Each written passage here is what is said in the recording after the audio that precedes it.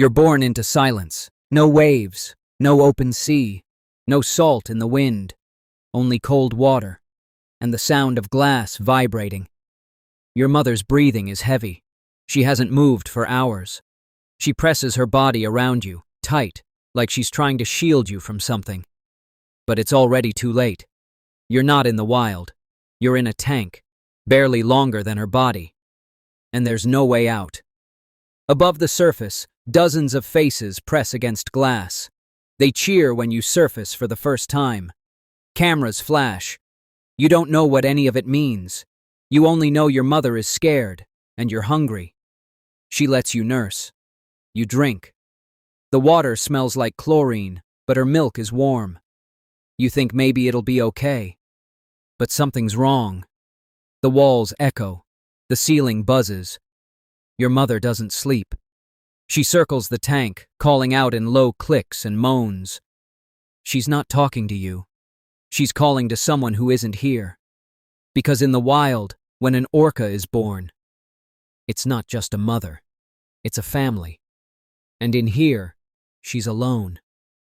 You float beside her. Your skin is soft. Your lungs ache after every breath.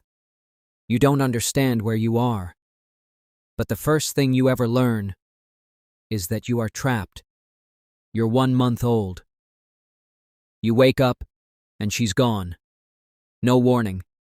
No goodbye. Just silence. The handlers took her, your mother, lifted her out of the tank before sunrise. They say it's temporary. Just a transfer. Just a checkup. But hours pass. Then a day. Then 2. And she never comes back. You circle the tank alone. No clicks. No songs. No warmth beside you. You stop eating. Not because you're not hungry. Because food doesn't matter if the only thing that made you feel safe is gone. You bang your head against the wall once, then twice. No one reacts, so you float in place, staring at your own reflection in the glass. Is that what you are now? A shadow with no voice? A baby born for display? Then, a new orca is lowered into the tank. She's older, aggressive. She's not here to comfort you. She's here to perform.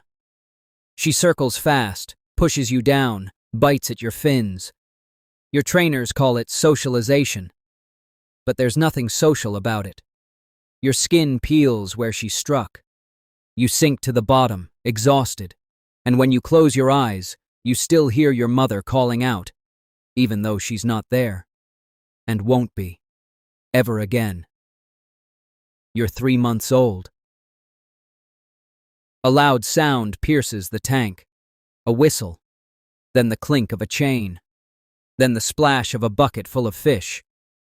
You're still confused, still unsure why you're here. But a hand reaches in with a fish. Then a stick taps the surface. Your eyes follow the fish. But the hand pulls back. And a signal comes. You have to do something. Anything. If you do it, fish. If you don't, you go hungry. And you are hungry. Your first trick is just a spin in the water. Then a tiny jump. Then they want you to slap your tail on a hanging ball. Every time you get it right, a small fish lands in your mouth. If you're tired, confused, no fish, no praise, just the whistle and silence. Training is daily, non-stop, from morning to dusk. You must smile, spin, leap, because they want a show. As you grow, the tricks get harder. You don't get fish when you're hungry. You get them when you perform. And slowly, you learn. Smiling means survival. You're 6 months old. It's your first live show with an audience watching through glass. The spotlight hits the tank, and your entire world narrows to that frame of light. You perform the tricks you've drilled 1,000 times. Jumps, tail slaps, spins. The crowd cheers. Cameras flash. You know the routine by heart. But something clicks inside you. Just one jolt of fear or memory, and your body fails you. Maybe you hesitate at a cue. Maybe your tail doesn't follow the ball's arc. The music stops. The applause fades. The trainer's face distorts in panic. They shove you aside and shout commands, but the words bounce off you like they're happening miles away. Your chest heaves, your whole body trembles. You dive to the bottom, curled in a silent ball, hiding. There's still an audience, still an aquarium full of eyes, but for the first time, you feel alone among them.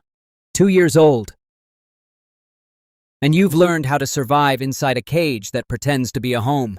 You know every signal, every beat, every cue. But none of it matters, except when it comes from her. Jessica. She doesn't just train you. She talks to you, waits for you, laughs with you.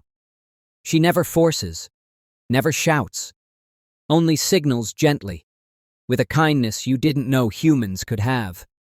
When the show's over, she stays. Sometimes she sits beside the glass and tells you stories in a soft voice, as if you've known each other forever. You watch her mouth move, and even if you don't understand the words, you feel like you do. She gives you extra fish, secret snacks hidden behind her back. Sometimes she presses her hand to the glass, and you press your head right against it. And when you fail a jump or miss a cue, she never flinches. She waits and smiles. You're still trapped, still a performer. But with Jessica, it almost feels like you're seen. You're not just an orca. You're her orca. You're 5 now. You know every trick, every splash, every pause between the beats of applause. But something's off. Your body doesn't move the same way. The jumps feel heavier. The spins take longer. You hesitate before leaping, not out of fear, out of something else, something you can't name. Jessica notices. She kneels beside the tank after the crowd leaves, gently taps the glass, and waits. You surface, press your head against the wall. She whispers, "You don't have to be perfect." But the next day, the supervisor sees your hesitation. They cut your portion. Louder clicks, tighter schedules, harsher commands. During the next show, you miss a spin. The crowd gasps. The music stutters. Jessica tries to smooth it over, but you can feel it. The silence after the mistake. Like it matters more than everything else you've done. That night, they separate you. New tank. No Jessica. No voices. No touch. Just your reflection in the dark water. You stare. And something stares back. You're 12 now. Old enough to know how things work. And old enough to know nothing really changes. You've been alone for years. No shows. No cheers. Just laps. Silence. Until one morning, she returns. Jessica. Older now, but still smiling. She kneels by the glass and whispers your name, just like before. And for a second, the years melt away. They say it's a special session, a reconnection visit. Just a few simple cues. Nothing intense. But the water feels hotter. The lights are wrong. And the pool, smaller than ever. You circle once, then again. She steps into the water. You hesitate. Her voice comes soft, familiar. But something inside you cracks. You remember the years, the punishment, the hunger, the cold glass, the new trainers, the orca they brought to replace you. You remember everything. And something burns inside. A lunge. A bite. Not from anger, but confusion. Pain. Desperation.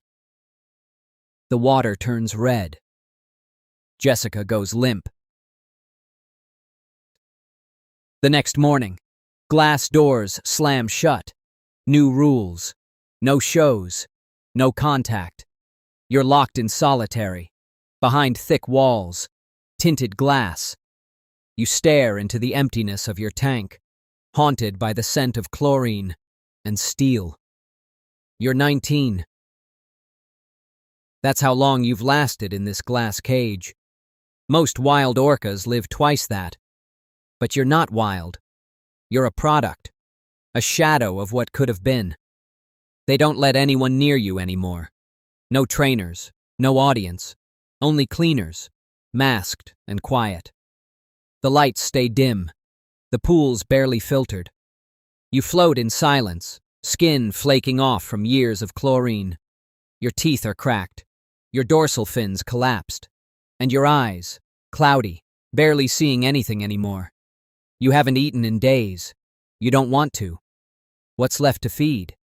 You dive once, just to move. The same loop. The same dead silence. Then something shifts. Not in the water. In you. Your body stops halfway. Chest tight. Vision darkening. There's no panic. Just stillness. You drift to the bottom. Slowly. Like sleep catching up. The cameras keep rolling. But no alarms go off. They won't find you till morning. Floating at the surface, face down. They'll say you died of natural causes. They won't say what they did to your mind. But one thing's certain. You were born to swim the ocean, and died in a tank. Being born as an orca is brutal. But there's one animal that lives shorter, suffers more, and dies worse. Think you'd survive if you switched places? Don't miss the next video.